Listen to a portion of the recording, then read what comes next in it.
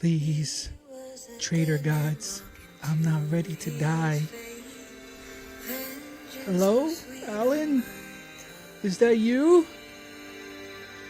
Who is that? Oh no, it's the traitors! Are you here to kill me?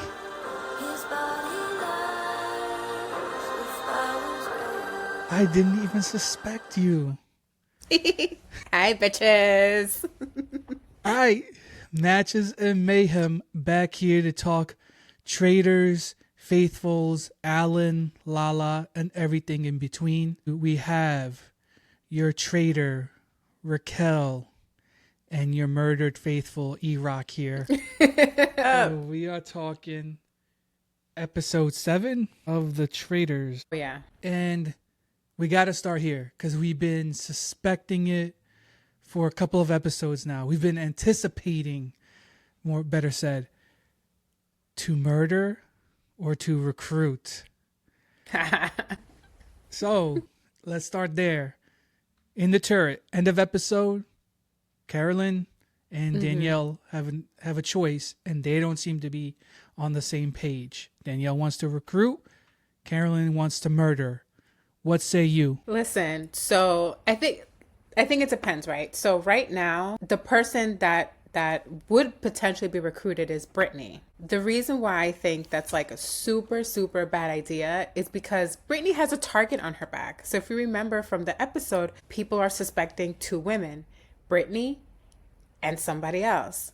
So if Brittany becomes a traitor, she's going to be on the chopping block, which could easily put a target on her BFF, and then she'll be next. So that's the only reason why I'm like, I don't know if that's a good idea, but I see what you're trying to do. I think they should recruit Tom because like he would be a funny ass traitor. Tom, I don't know if he would last, but I guess that's the point. You made a good point about recruiting Brittany because from what we saw the episode, Carolyn's against it also because she doesn't want them to gang up on her. Which is and fair. if it's really like, let's recruit a traitor and then perhaps dangle one out there to get rid of, is Carolyn really going to think she's not the one? Like she'll be safe with Danielle and they feed Brittany to the wolves? Hell no. Them two are going to gang up and feed Carolyn to the faithfuls. Absolutely. Listen, this is why I think Tom would be a good person. I think Tom would be a good traitor is because everybody knows that he's a faithful. He is like just a really good faithful. I think he would be super unsuspecting. And well, let me ask you this, because we were actually opposite. You do think they should recruit? I think they should recruit because there's only 2 of them right now. To get some of the smoke off of at least Danielle, recruit another traitor that could potentially, that's not Brittany, just to take some of the smoke off of Danielle, maybe. I mean, they are getting suspicious. We'll talk a little bit about the ramifications of sending, spoiler, well, I don't know why you're watching this if you haven't seen the episode, Sierra. I think they should murder. And I think they should murder another guy because everyone thinks that the last 2 traitors are women. So the last thing I would do is murder a woman. You want to keep that that field wide because they already murdered Sierra. Now it's like there's only so many people left. So, to kind of try to spread the suspicion. And if you recruit another woman, because they're only looking at women right now for whatever reason, it just kind of widens the pot. If you don't murder people, just you're putting more of you're putting yourself more of a position to get targeted, because if they don't murder, everyone will know the traitors just recruited someone. So okay, that's a good point. That is actually a really good point. I did not think about that piece. I also am not entirely sure I understand why Brittany is the choice. I don't even know either, because I guess so. Let's break down who's left. So Gabby is one option. Dolores they wrote off kind of quick, saying nobody's gonna believe that she's a traitor. Right. And it seems like they're dead set on recruiting someone to sacrifice. I think that's what they're looking at. It's like, let's recruit someone to sacrifice at a round table. So, and they don't so think that, they can get people to vote for Dolores. So then why choose Brittany, who is Danielle's BFF? So like, That's to Carolyn's point, to Carolyn's point, she will go throw her under the bus in a heartbeat if she's trying to do this to her. I mean, everybody knows how close they are in the house. Yeah. And Danielle already tried to send Carolyn home. So she's like, no way am I bringing your best friend up in here. And Danielle's trying to convince her, no. Like, you're my person in this game. I want to get to the end with you. Yeah. For some reason, I do think that they're going to end up recruiting Brittany because even though Carolyn, like, fights to get her point across, she very rarely wins. Like, she very rarely gets her way for some reason. I don't know if she's easily convinced or what, but I don't know. I think they could potentially recruit Brittany next episode. I think that's where they're going. I mean, they didn't really talk about the guys much, which is, yeah. The house just seems to know, is like, we got 2 guy traitors. It has to be 2 women traitors. That's like, and that's why they got to shake things up. They got to shake things up a bit. Like, yeah, they painted themselves a little bit into a corner by getting rid of the 2 guys first. I don't know. They seem like to be in a tough spot. At the same time, these faithfuls aren't too smart either. But we're gonna get there. So there is a point, like, will they recruit? Will they murder? I think they're gonna end up recruiting. Personally, I would murder on Traitors.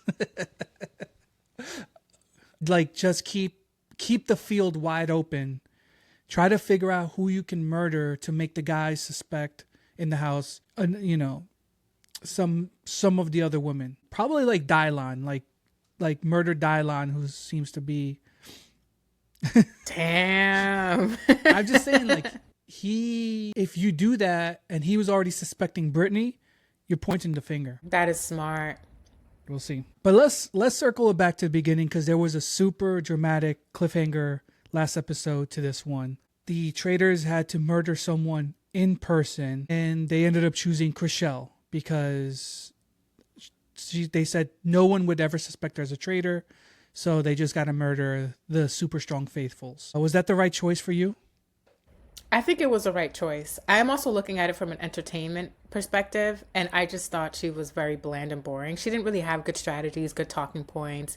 She didn't shake things up. She didn't literally bring anything to the table.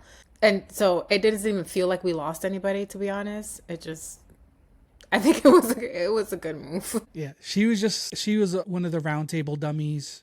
There, and there's plenty left. We didn't need another one. It seems like if you speak up at the roundtable and you're consistently wrong, it's kind of like, get out of here.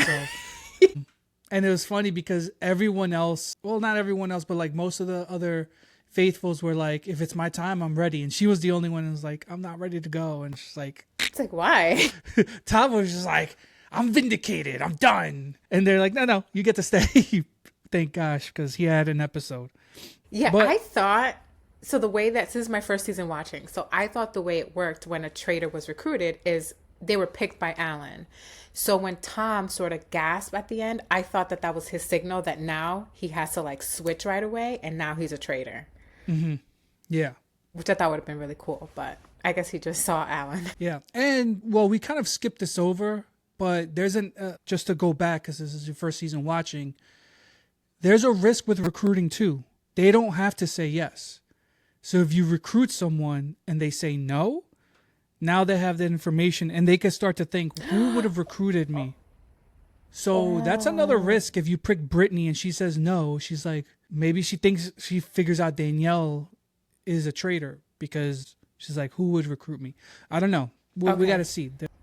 They didn't give us any hints there. We saw the previews and I didn't see anything about what happens with that decision. So back to the murder. Chriselle's gone. Not really much for the game except a very interesting breakfast. Sam, who we've kind of been saying is a little bit useless so far, he hasn't really brought too much to the table, kind of comes up with a genius idea. When Gabby describes what Alan was wearing, he's like, everybody who comes in, we should question them what Alan was wearing to figure out if they didn't see Alan, then they're the traitor. They almost get Carolyn. What were you thinking at that point? I was just like, damn, that's a good strategy.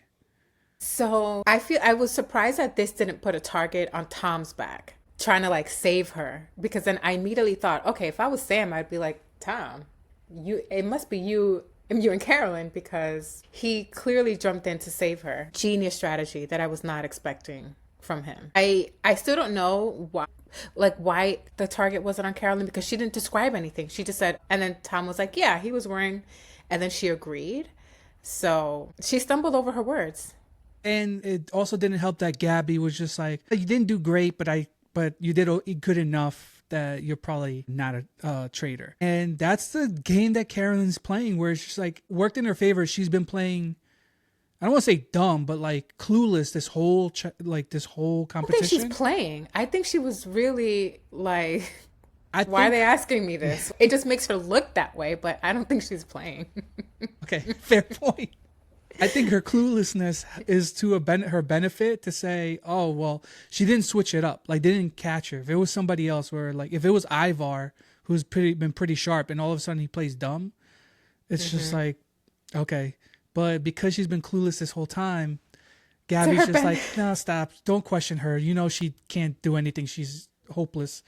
And what they should have did is waited till everybody was in the room to ask the question, because that what worked in Carolyn's favor is that no one else in that room that was there was super smart either. So, I mean, of course, it wasn't going to put a target on her back. They're not that smart. I mean, this is the first time Sam said anything genius. Fine. When Carolyn was asked that question, what worked in her benefit is that the people she was answering to aren't the smartest tools in the shed. So they didn't really catch that she had no idea what she was talking about. You're right. But if Dylan was there, he would have been like, hold on, let her talk. He would have called it out. He would have saw it. It's I think you're right in that if you let the other faithfuls who were in that situation go through it, they'd be like, hold on. She's the odd one out. But because they won one by one, and then it seemed like they abandoned it after that. It's just, it worked out in her favor that no one suspects her. And even when she trips up, I don't know. And when you have a good strategy like that, because it was genius, he should have kept that to himself and had individual conversations. Maybe told one other person he trusted, and then they could have tag teamed, like, okay, you talk to these four, I'll talk to these four. But to say it as a group, it's just like, how are you really going to execute that? Yeah. But it was smart. Mm-hmm. And it kind of sucks because Sierra was there, and she was the one of the people who was like, this is smart. And it could have helped her out if she continued, and she didn't seem to want to go down that rabbit hole. But in the grand scheme of things, there's probably like 100 conversations going on that day. We're like, why didn't this could have been so obvious? And people like kind of fell off from that, which kind of is the way the episode played out. Like, in between the breakfast and the challenge, people started to split off and trying to find their next suspect.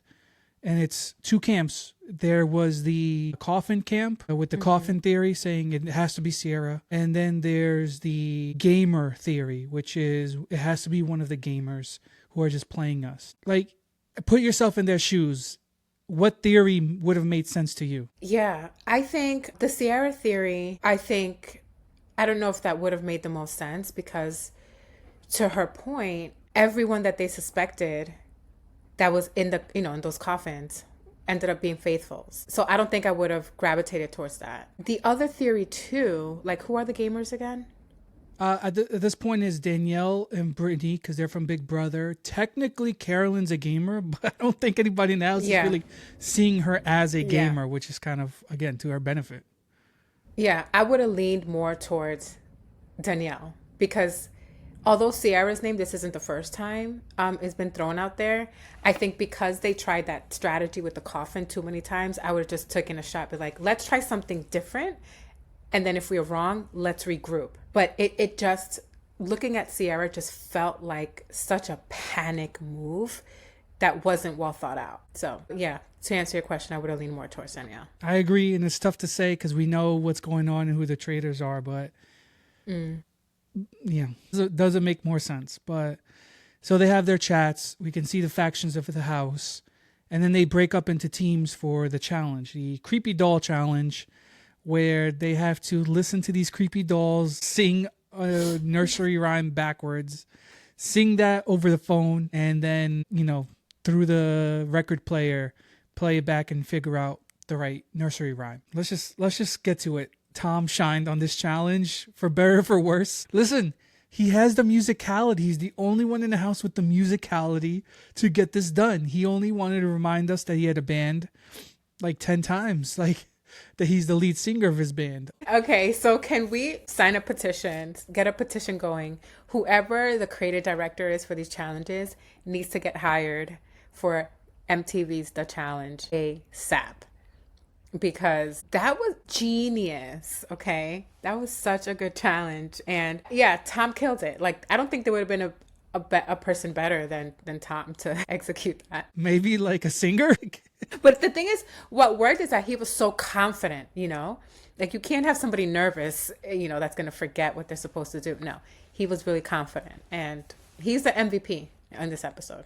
He's the MVP probably of the last 2 episodes, because there's a void. Listen, with like the housewives going home and Wes going home, there's a void a little bit in personalities. Not gonna lie, the people that are left not in love with like the personalities. Yeah. So yeah, for sure. Listen, everybody wants to laugh at Tom. Everybody wants to like make fun of his gameplay or roll their eyes.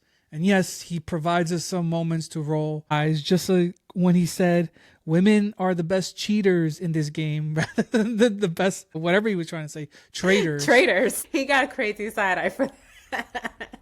Even he had to laugh at himself at that one. That shit was so funny. But yeah, there's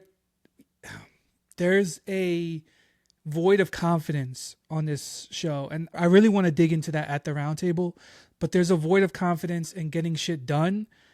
He called out Rob last week when everybody else was scared to. And then this week he's like, we're still here to win money. Let's do the challenge. I don't care if I look like an idiot. We're going to get it done. And he's the MVP so far of the last couple of episodes. Yeah, I totally agree with you. I think, and this is why I didn't really care for Chriselle going home, because not only did she not have confidence, it didn't bring anything to the table. Well, can I say something about that? Like, you're a Vanderpump watcher. I kind of fell off on that show. I'm ready to be done with Tom and Ariana. There's no more Tom and Ariana. Tom is his own. Listen, he's a GOAT on reality TV to me. Like, whether you like him or not. I'm not saying I like love him. I'm saying when he's on the show, I like to watch him because he's willing to great. go there. I'm done. Yeah. He's not linked to Ariana anymore. I don't find her interesting. I don't really want to hear about her anymore until she starts doing something interesting. So the fact that Chriselle was there and her main thing was like, well, I'm friends with Ariana. Bro, it's 2 years later. This is a different show. Find a new slant. Do something new. That's another reason I'm glad that's done.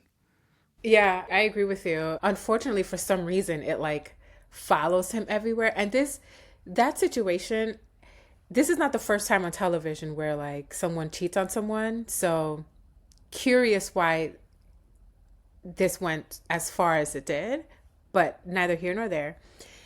What's great about Tom is that he's just super charismatic. Like, it's hard not to like him. I'm sorry. Like, what he did was shitty, but when you're in these roundtables and he says the craziest things or makes these weird facial expressions and just like, I don't know, there's just something charming and charismatic about his character, or not his character, but like who he is.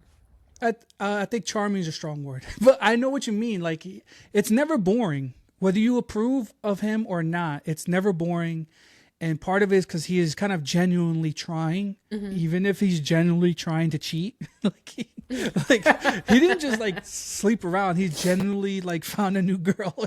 Okay, we're getting into it, but anyway. Well, I meant charming in Traitors. I know, but I think he brings that everywhere, and so that's why it's like it's never boring, because he's gonna put himself out there no matter what, and we approve of that. Yeah. I mean, So this is why I know the reason why I like think getting rid of Sierra was like the craziest move, because she was highly emotionally like intelligent. You know, she didn't say much. Like I don't know. I think it's the opposite. She's very vocal, she advocated. The only thing that they thought they had was this stupid coffin theory and the fact that she curses. And it's like, are you kidding me? I thought that was a stupid argument to make. Yeah, so it's like all you said was fuck you traitor, so that means you're a traitor. What? So let's get to the roundtable. So they end up winning the money that they could have won for the challenge. She finds the medallion, so she's safe from murder. But it didn't end up helping out. At the roundtable, Sam and Ivar seem to lay this case like the coffin case. Brittany points out that that Sierra went hard for Rob in the last episode.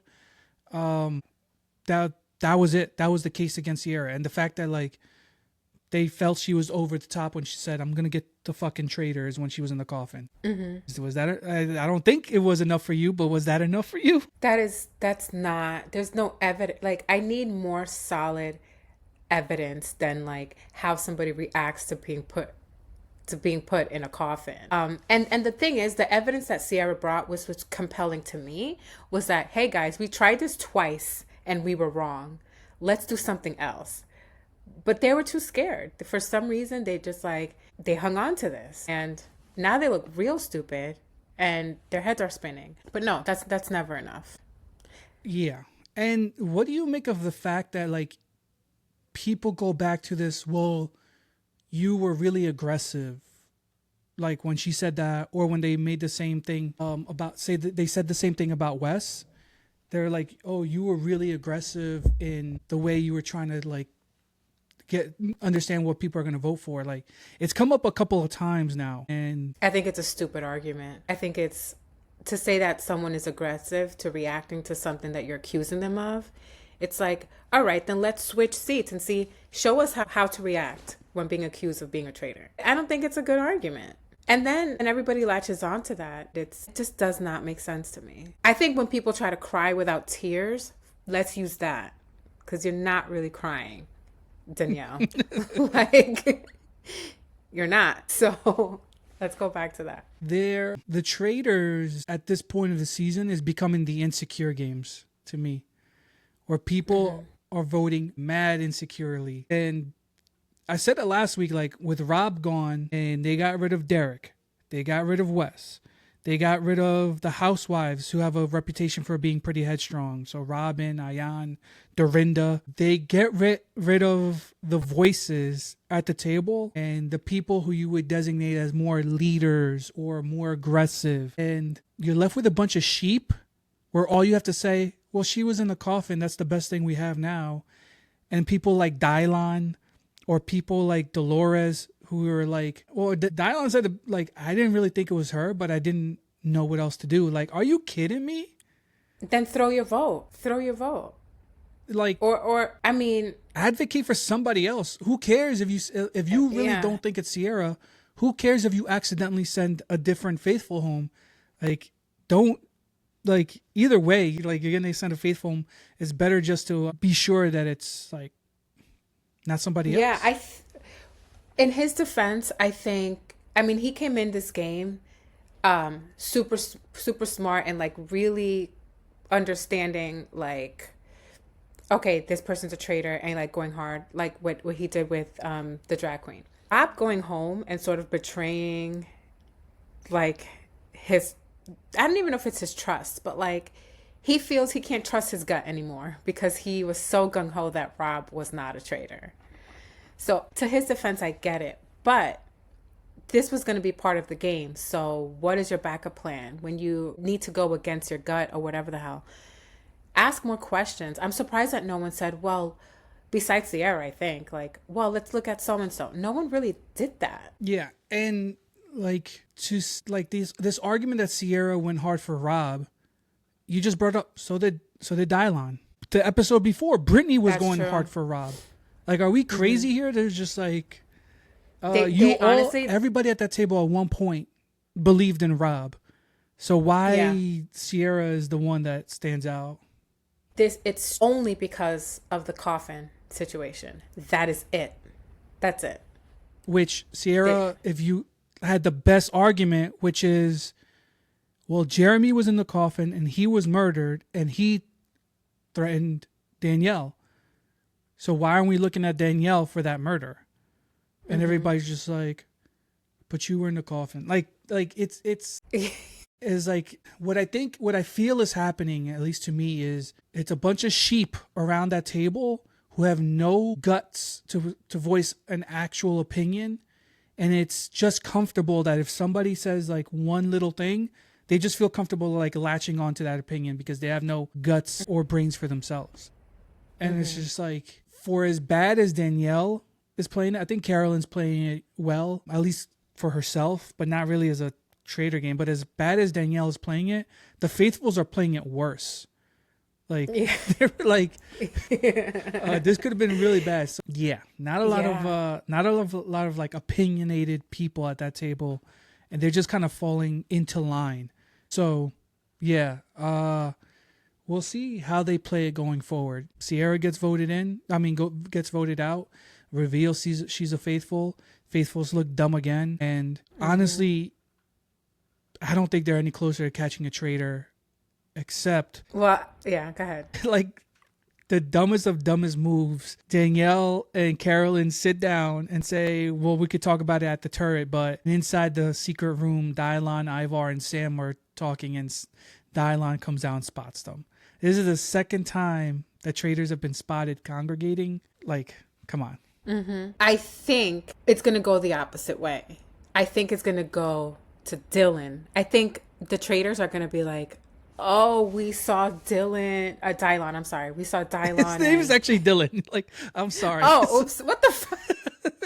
I'm sorry Oh for God. confusing it. But it's just a thing. I don't know. Anyway. His mama called him Dylan. You can call him Dylan. I didn't think it was that weird because his brother's name is Zaffron or something. So, No, like his the brother's seasoning. name is Zach. His last name is Efron. He's a well-known actor who's been in Hollywood hits such Saffron. as It's Saffron. Baywatch and Burst 2. Yeah. So, Dylan, anyway. You think Dylan, they're going to try to pin it on him? 1,000%.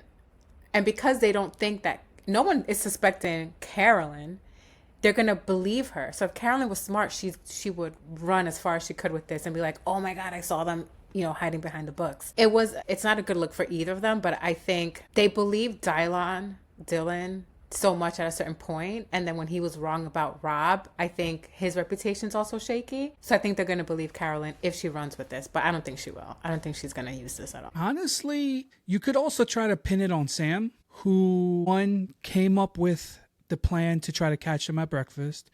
Two, was the leader in trying to send Sierra home. And now 3, gets caught in a secret room with 2 other guys. Are we all sure that he's the faithful? Like, he hasn't really done or said anything. He's laying kind of low, which is what everybody says the traitors would do. I don't know. I that's why I kind of would choose to murder. I would probably murder Dylan because of him catching them there. And then... Yeah, but the thing is, Carolyn is not speaking up and saying who she would murder and why. She's letting Danielle do all the talking. So I think they're going to end up recruiting just because I think they're nervous. Just to get somebody else in there. I don't know who. And I don't think I think Carolyn hopefully puts her foot down as like, not Brittany. Plus, she's already kind of suspected as a traitor.